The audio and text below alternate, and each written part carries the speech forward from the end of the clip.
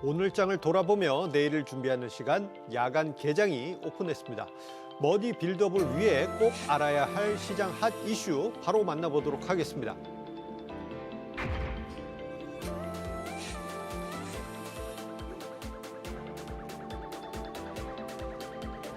팔레스타인 무장정파 하마스와 전쟁 중인 이스라엘이 사실상 가자지구 지상군 투입을 결정했죠.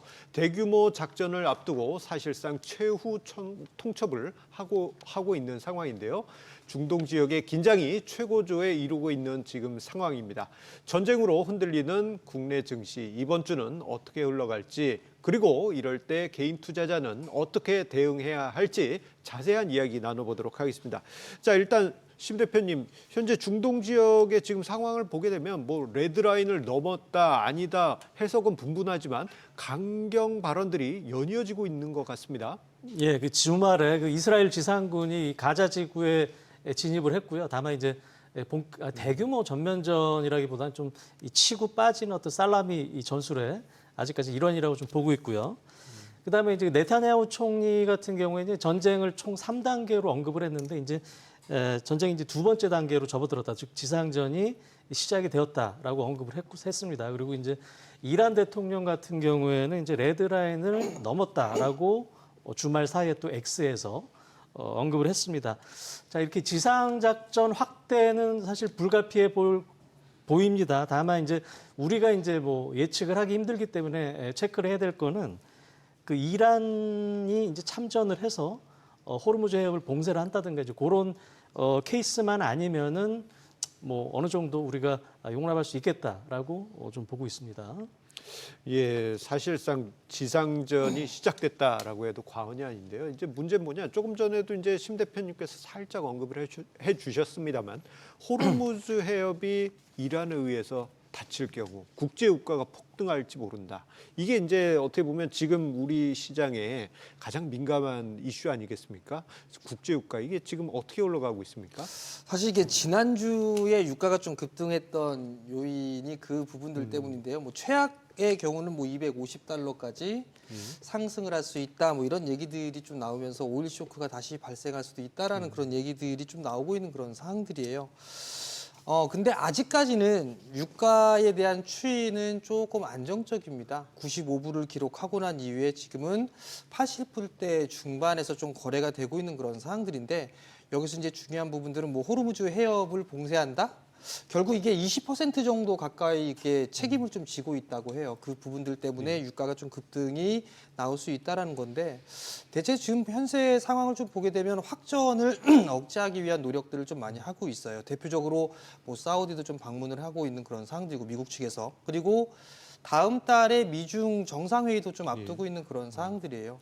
그러면서 아무래도 이 부분들에 있어서 얘기들은 좀 계속 나오지 않을까라고 좀 보여지는데 확전을 좀 방지하고 있는 그런 노력은 지속되고 있다. 그리고 또 한 부분들을 좀 보게 되면 사실 250불 뭐 갈지 안 갈지는 모르겠습니다. 근데 지금 유가가 80불대에 머물러 있는 그런 상황들인데 250불이라면 너무 극단적인 표현이 아닌가라고 좀 생각을 하고 있거든요.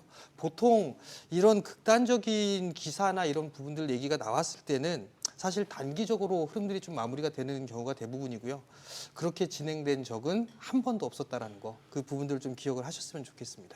문득 그런 생각도 듭니다. 2003년에 2차 이라크전 때도 네. 이런 식의 분위기 있었는데 막상 지상전이 시작되고는 유가가 안정됐던 히스토리가 있는데 그렇게 흘러갈지는 지켜봐야 될 변수긴 하겠습니다. 자, 그런 분위기 때문일까요? 오늘 증시가 비록 상승하긴 하였습니다만 한편으로는 중동 이슈로 인해서 시장에 대한 불안감도 계속 있는 것도 사실이죠. 자, 이런 상황 심 대표님께서는 어떻게 이번 주 증시가 흘러갈까? 어떻게 보면 이번 주가 또 이스라엘 전쟁 관련해 가지고는 중요한 분수령 아니겠습니까? 어떻게 보고 계실까요? 예, 일단은 이제 이번 주에 이제 확인을 해야 될 사항들이 좀 많습니다. 일단은 뭐 가장 중요한 거는 뭐 우리 시각 목요일 새벽에 발표되는 이제 FOMC 회의가 있겠죠. 그리고 일본 BOJ 회의도 중요한데요. 여기서 이제 향후에 이제 YCC를 어떻게 하냐에 따라서 미 국채 금리가 달라지기 때문에 이번에 그 일본 BOJ 회의도 중요하고요. 그다음에 이제 항상 월 초에는 또 미국의 이제 고용 지표들이 줄줄이 수요일부터 금요일까지 발표가 됩니다. 이제 그다음에 또 실적도 계속적으로 나오죠. 미국 같은 경우 이제 애플과 AMD가 캐터필라 자 이런 업체들이 실적을 발표하고요. 한국 같은 경우도 내일 이제 삼성전자의 이제 확정 실적이 발표되는데요. 물론 이제 잠정 실적이 발표를 했지만 여기서 이제 컨퍼런스 콜을 하면서 향후에 이 가이던스를 어떻게 주냐, 향후에 업황이 어떻게 될 것 같냐, 이런 것들에 따라서 또 많이 좀 달라집니다. 자, 이런 것들을 좀 확인을 해야 되고요. 그러면 현재 상황은 어떠냐? 자, 우리가 이제 10월 달에 이제 그 주가 하락률을 보면요. 이제 코스피 같은 경우에 마이너스 6.6%, 코스닥은 마이너스 11%. 전 세계 꼴찌 1, 2등입니다. 그리고 이제 물론 이제 9월부터 확대를 하면은 코스닥 지수는 거의 마이너스 20%를 넘습니다. 그만큼 우리가 단기적으로 많이 빠졌다는 거고요. 그 다음에 우리가 상반기 때 이제 특정 섹터나 이제 업종들이 이제 좋았는데요. 이제 특히 반도체라든가 2차 전지를 제외한 코스피 지수는 연초 대비 마이너스 5% 수준입니다. 즉 여러분들이 이런 그 특정 섹터를 또 없다 그러면은 또 그만큼 체감 지수는 또 안 좋았다는 겁니다. 자, 그러면 이제 얼마까지 빠질 것이냐 이제 그런 걸 체크를 하려면 이제 우리가 트레일링 PBR이라고 이제 미래 PBR이 아니라 현재의 PBR을 보는데요. 자, 2020년도에 그 코로나 사태 때 이제 순간적으로 빠진 걸 제외하고는 지금 현재 PBR이 0.84배인데요. 그 금융위기 이후로 이제 거의 요 정도 수준에서는 그래도 좀 마무리가 좀 됐습니다. 자, 그렇기 때문에 이제 일단 이제 여러 가지를 확인을 해야 되겠지만은 단기적으로 많이 빠졌고 밸류에이션 상으로도 어느 정도 저점에 좀 근접을 했다라고 생각을 좀 하고 있습니다. 예, 심 대표님의 말씀을 들어보니까 바닥도 점점 가까워오고 있다는데 그나마 마음의 위안이 되는 것 같습니다. 자, 증권가에서는 최근에 보게 되면 이제 현지 시각으로 30일내에 있을 FOMC 정례 회의에 촉각을 곤두세우고 있습니다. 자, 앞서서 이제 심 대표님께서 이제 기대감 있는 바닥 가능성을 언급을 해주셨는데, 자, 우리 이제 31일 FOMC 회의 때 우리의 파월 의장이 그 분위기에 부응하는 어떤 기분 좋은 소식을 전해줄 수 있을까요? 어떻게 보십니까? 사실 기분 좋은 얘기를 좀 했으면 좋겠습니다. 뭐 31일부터 1월까지 FOMC 회의가 좀 진행이 되는데 11월 달에 금리 동결은 뭐 기정사실화된 부분들이고 12월 달까지도 금리 동결을 할 가능성이 좀 확률이 높습니다. 여전히 좀 80%대를 유지를 하고 있는 그런 상황이죠.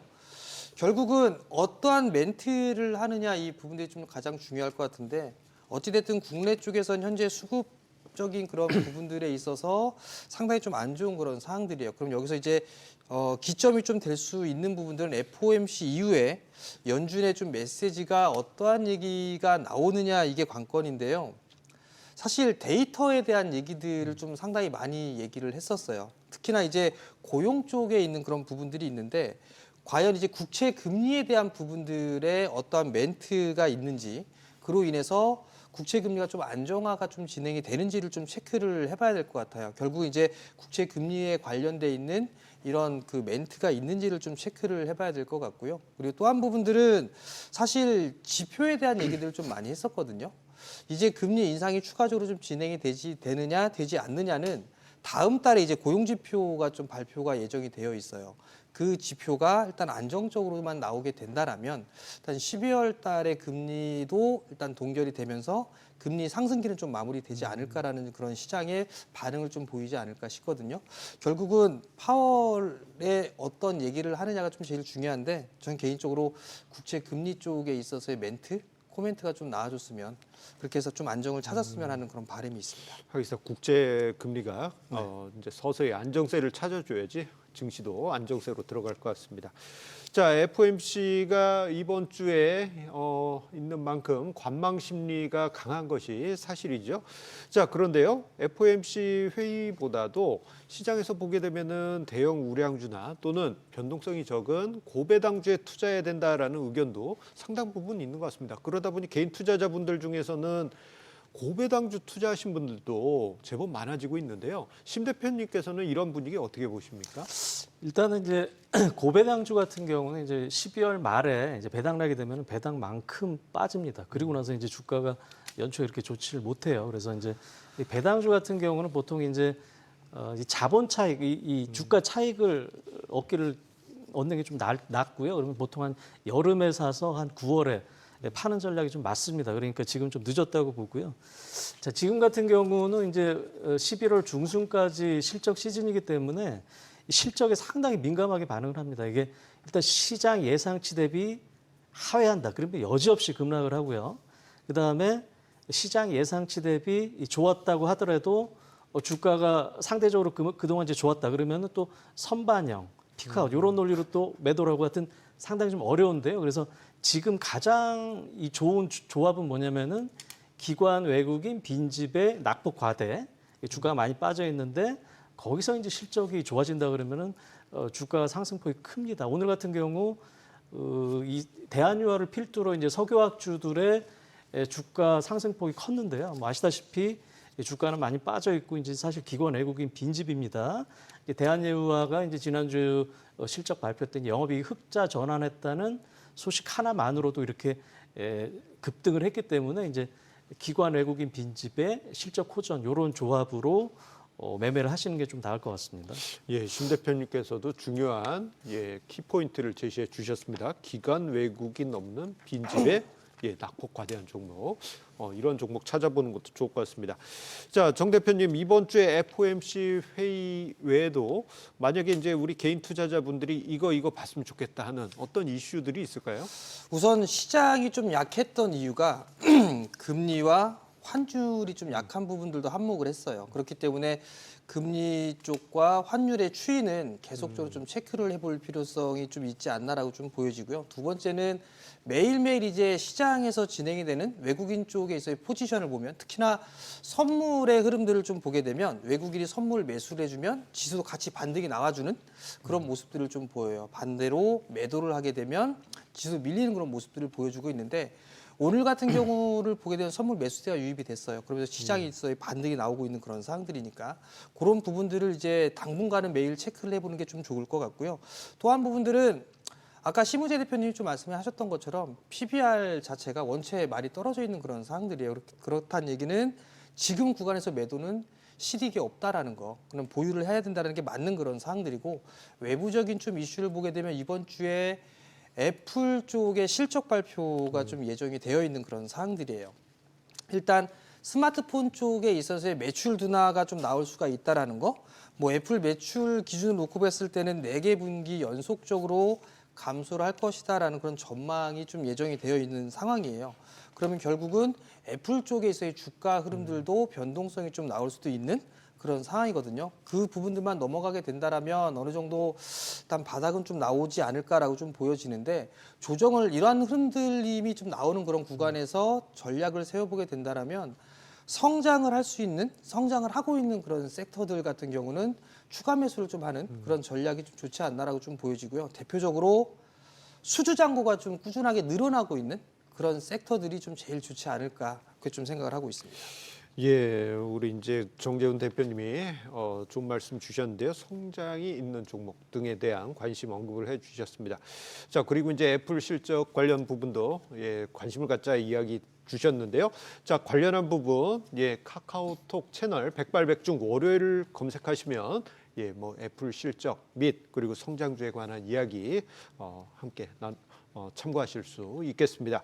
자, 올 연말이 이제 얼마 남지 않았어요. 그러다 보니까요, 증권가에서는 지금 2달 동안의 시장에 대해서 긍정론과 부정론이 서로 엇갈리고 있습니다. 어떤 증권가에 계신 분은 연말까지 반전이 어렵다 하면서 뭐 현금화해라 뭐 이렇게 말씀하신 분도 있고 한편으로는 저가 매수의 기회다라는 의견도 있습니다. 자, 정 대표님 지금 2달 남았어요. 네. 올해 남은 이 2달 동안의 시장 어떻게 보십니까? 기회입니까? 아니면은 아직 멀었습니까? 기회로 봐야죠. 기회로 봐야 된다. 주가가 항상 빠졌을 때 최악의 뉴스가 나오더라고요. 지난주 말미에 지수 2,000포인트를 열어놔야 된다라는 그런 기사도 본 적이 좀 있었거든요. 사실 2,000포인트까지 빠지면 그거는 진짜 대책이 없는 거고요. 그럴 일은 희박하다라고 좀 개인적으로 좀 생각을 하고 있습니다. 여전히 저는 보유를 해야 되고 싼 주식분들 같은 경우 매수를 해야 된다라고 좀 생각을 하고 있습니다. 결국은 밸류 대비 싸요. 지금 구간 자체는. 그렇기 때문에 일단 기회 요인으로 좀 작용하지 않을까라고 좀 생각을 하고 있고요. 지수하고 종목하고 같이 다 크게 밀려 내려온 그런 상황들이에요. 그러면 지금 구간에서는 반등이 나오게 되면 대부분 다 이렇게 순환매로 다 반등이 나오거든요. 그렇기 때문에 그 반등을 활용을 해서 현금을 만들던가 교체 매매를 하든가 그렇게 하는 좀 전략이 좋지 않을까라고 좀 보여지고, 지금 구간에서는 변동성이 좀 나오는 그런 부분들은 사실 심리적인 요인이 더 크다라고 좀 판단을 하고 있기 때문에 보유를 해야 된다라고 좀 생각을 하고 있고, 지수는 연말로 갈수록 반등이 나올 수 있다. 다만 이제 한 가지로 좀 체크를 해봐야 될 부분들은 11월 달에 이게 가장 큰 이슈가 좀 되지 않을까 싶은데, 미국의 셧다운에 대한 부분들, 그게 11월 중순경에 좀 마지막으로 하나 남아있는 그런 상황이 있어요. 그 부분들만 좀 잘 넘어가게 된다라면 연말로 갈수록 저는 시장이 더 좋아질 수 있다. 그렇게 좀 생각을 하고 있습니다. 예, 신 대표님 어떻게 예. 보십니까? 저도 이제 뭐 비슷한 의견인데요. 지금 이제 물리더라도 이제 사야 될 시점이다 이렇게 보고 있고요. 그 이후로는 이제 뭐 전 세계 금융시장은 물론 아까 말씀드렸지만은 우리 시장이 2, 3개월 낙폭이 상당히 좀 큽니다. 그러면은 이제 11월, 12월은 어떻게 될 거냐? 이제 미국 증시를 중심으로 봤을 때 이 1930년대 이후에 이 8월부터 10월 이 연속 3개월 내리 하락한 경우가 이제 지금까지 포함해서 9회밖에 없습니다. 그만큼 상당히 드문 케이스다라고 볼 수 있는데요. 그러면은 그 이후에 어떻게 됐냐? 자, 1950년 이후, 이제 그 전은 너무 옛날이고 50년 이후 통계를 봤을 때는 자, 11월 달에 다 올랐습니다. 다 올랐고요. 그다음에 연말까지 좀 확장을 해보면 57년 빼고 또 다 올랐습니다. 즉 지금은 단기적으로 좀 낙폭이 과대한 상태다라고 좀 보고 있습니다. 예, 두 분 모두 긍정적인 말씀을 해주셨습니다. 자, 언제든지 반등이 나올 수 있기 때문에 매수로 대응해야 한다는 긍정적인 의견을 주셨는데요. 자, 그렇다면 지금 바로 저가 매수 타이밍으로도 해석해 볼 수 있는데, 자, 그러다 보니까 이제 악재가 주식시장에 많이 쌓여 있잖아요. 그러다 보니 좀 어렵습니다. 자, 어떤 종목과 업종과 종목에 투자해야 될지 이 부분이 중요할 것 같은데요. 자, 우리 정 대표님과 심 대표님, 그 중요한 비밀 한 분씩 연달아서 말씀해 주시죠. 우선 수주잔고가 좀 계속 늘어나고 있는 업종군들을 좀 보시면 좋지 않을까라고 좀 생각을 하고 있는데요. 대표적으로 뭐 2차 전지 쪽 같은 경우는 수주잔고가 계속 늘어나고 있어요. 셀 쪽 같은 경우는. 근데 이제 주가가 급락이 나왔기 때문에 기술적인 반등이 좀 나올 수가 있는 부분들이 될 거고요. 그다음에 또 하나는 이제 방산 쪽도 수주잔고가 좀 계속 늘어나고 있는 그런 상황들이에요. 아마 11월 달에 방산 쪽에 이슈가 좀 있지 않을까 싶습니다. 그렇기 때문에 방산 쪽도 여전히 좀 봐야 되지 않을까라고 좀 판단이 되고요. 또 하나 이제 전력기기 쪽 같은 경우도 수주잔고가 계속 늘어나고 있어요. 근데 주가는 다 빠졌죠. 이러한 좀 섹터들도 괜찮을 것 같고, 또 하나는 이제 제약바이오 섹터도 좀 괜찮을 것 같은데, 만약에 시가총액 상위의 업종군들을 보게 되면 반도체와 2차 전지를 빼게 되면 제약바이오 쪽이 시장을 좀 잡아주는 그런 모습들을 좀 보여줘야 되지 않을까라고 좀 생각을 하고 있는데요. 이쪽에 제약바이오 쪽에 있어서 이 탑픽 종목은 일단 잠시 뒤에 좀 말씀을 좀 드려보도록 하겠습니다. 근데 이제 저 같은 경우는 이제 그나마 이제 성장성이 아직까지 좀 담보되고 있다라고 하는 업종이 사실 HBM 업종입니다. 자, 지난주에 이제 SK 하이닉스 그 어닝콜이 있었는데요. 여기서 이제 향후 5년간 HBM의 연평균 성장률이 60에서 80%에 달한다. 그리고 내년도 물량까지 다 이미 솔드아웃 됐다, 다 팔렸다라고 언급을 했고요. 그다음에 오늘 그 CT 그룹에서 보고서가 나왔는데 이 HBM의 수요 대비 공급 비율이 올해 한 마이너스 13%, 그만큼 공급이 부족하다는 거고요. 2025년까지 마이너스 15%까지 더욱더 공급 부족이 확대가 된다. 그래서 27년에 이뤄서 이제 수급이 좀 맞춰진다고 전망을 좀 했습니다. 그리고 내일 그 삼성전자 확정 실적에서 컨퍼런스 콜을 하면서 또 HBM에 대한 언급이 또 있을 것으로 예상이 되고요. 그래서 이제 종목으로는 PSK홀딩스라든가 STI, 한미반도체, 이오테크닉스 등을 보고 있는데, 다만 이런 종목들은 사실 최근 시장 대비 상당히 좀 견고했습니다. 그만큼 덜 빠졌다는 거고요. 그래서 좀 변동성이 좀 많이 나올 때만 좀 접근을 하셨으면 좋겠어요. 예, 두 분의 전략 최근 혼란스러운 증시에 중요한 참고 자료가 될 것 같습니다. 투자 로드를 제시하는 주식 야간 개장, 여러분들의 투자에 도움이 됐길 바랍니다. 그리고 주식에 대한 유익한 정보 카카오톡 채널을 통해서도 만나보실 수 있습니다. 백발백중 월요일을 검색하신 후 친구 추가하셔서 다양한 정보 얻어가시기 바랍니다.